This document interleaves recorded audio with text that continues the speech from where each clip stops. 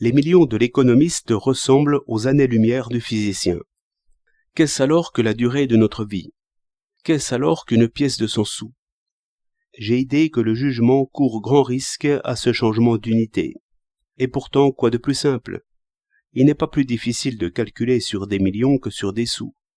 Et j'ai admiré souvent cette grandeur de l'esprit, d'avance si supérieure à n'importe quel immense objet.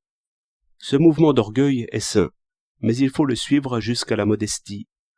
L'esprit est le même, avouons-le, l'esprit est entier lorsqu'il compte des sous et des heures de travail. C'est une raison de ne point rougir des humbles commencements, et d'y revenir toujours. Et c'est alors que l'esprit adhère à la chose. Il y a des richesses imaginaires et des richesses réelles.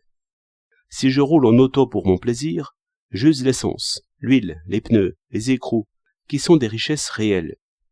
Mais si j'allume ma pipe avec 2 millions de Stavisky, est-ce que j'ai usé quelques richesses réelles? Maintenant, où se trouve la séparation entre le réel et l'imaginaire? Le juge la recherche, et finalement me la montre.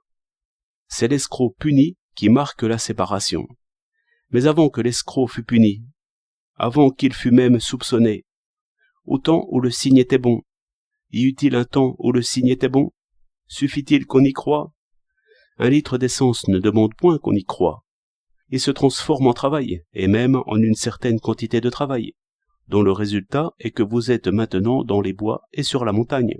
Et si vous n'en tirez que plaisir, sans autre résultat, ce travail est dépensé.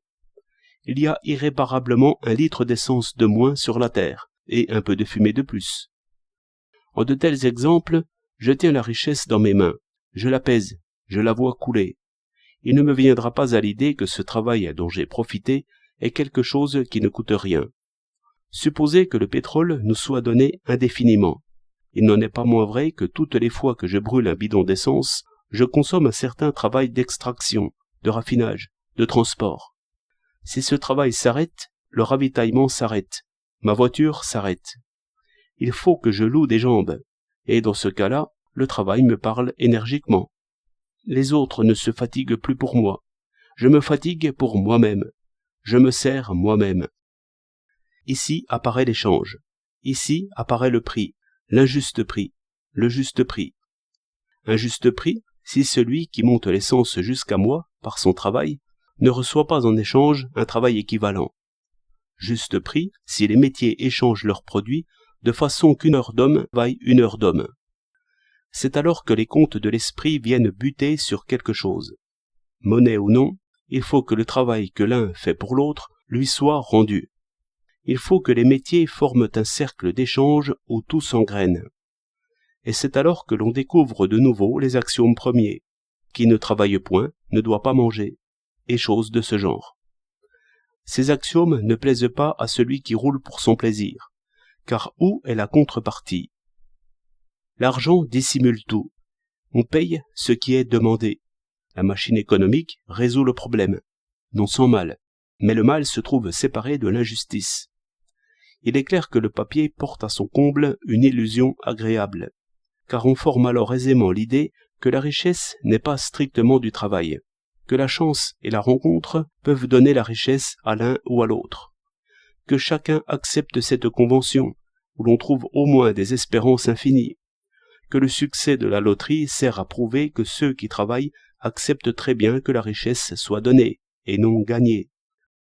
D'où l'on tire que le pouvoir de fabriquer des richesses en trichant sur la loi du travail n'a de limite que la commune confiance, qui est de plus une heureuse confiance.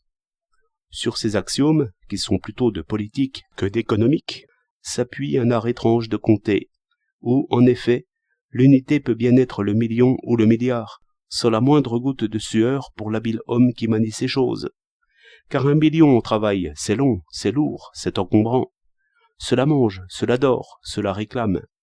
Au lieu qu'1 million en papier est léger comme une plume. On le décrète, on le signe. On le prête, on le donne. C'est une aimable circulation.